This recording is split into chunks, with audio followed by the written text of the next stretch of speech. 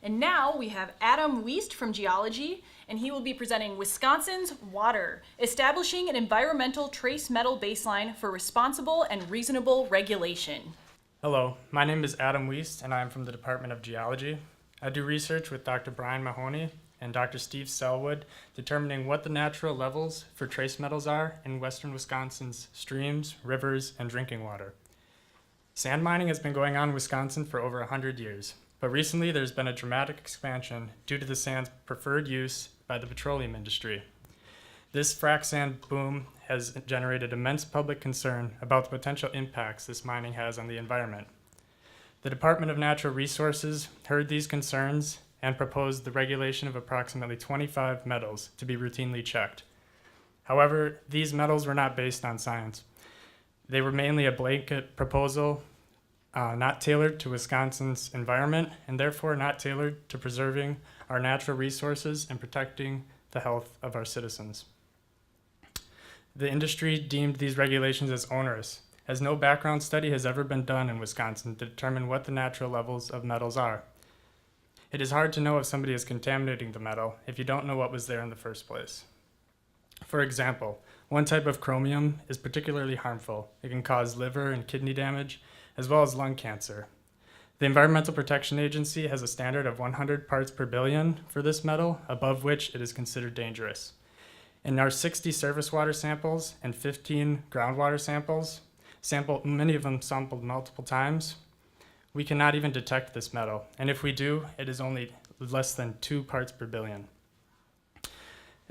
Looking at all these metals routinely costs a lot of money, and each metal that needs to be looked at only compounds the costs. It is important that we provide legislators with science that backs regulation, rather than legislators simply putting forth things that can easily be dismissed. It is also important that the regulations we put forth completely take care of the needs of the environment. The phosphorus has been a particular concern for us, as the state has put a limit of 100 parts per billion, and above which it's harmful to aquatic life and the health of the citizens.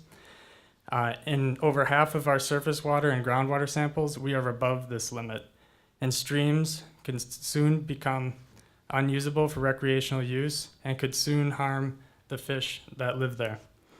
The goal of this project that we are quickly working towards is to develop a comprehensive baseline for trace metals that can be used by legislators, the industry, and the public to develop reasonable and responsible regulations that safeguard our public health and our natural resources while still fostering economic growth. Thank you. So she wants to know basically if what we're looking at is if we're collaborating with multiple states or if we're just looking around the area. So we're just specifically looking at western Wisconsin. So when we developed our sampling, we looked at a map of the silica sand mines, and then we based our map off of that so we could get a good determination of areas that are close to sand mines and areas that are far away. And then we're just making the baseline study. So we're not going to really make any recommendations off of this, but what legislators can do is make recommendations like I stated chromium is just not in the water. So that might not be a metal that needs to be looked at. But phosphorus levels are really high, and maybe state regulators should consider putting regulations forward to be looking at that metal, or that element, sorry. Thanks.